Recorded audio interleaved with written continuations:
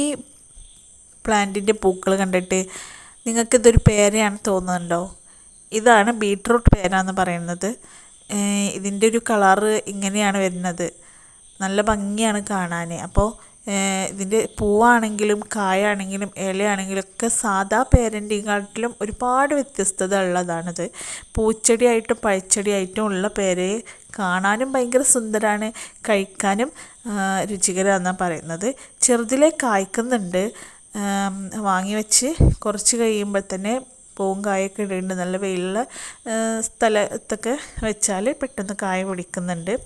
ഇതിൻ്റെ കായ മുറിച്ച് കഴിഞ്ഞാൽ അതിൻ്റെ അകം സെയിം കളറാണ്.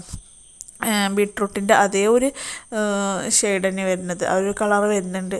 അപ്പോൾ ഈ വ്യത്യസ്ത ഇനം പേരൊക്കെ ഇഷ്ടപ്പെട്ട് അത് വളർത്താനൊക്കെ ഉദ്ദേശിക്കുന്നവർക്കൊക്കെ സെലക്ട് ചെയ്യാൻ പറ്റിയ ഒരു പേര ഇനമാണിത്.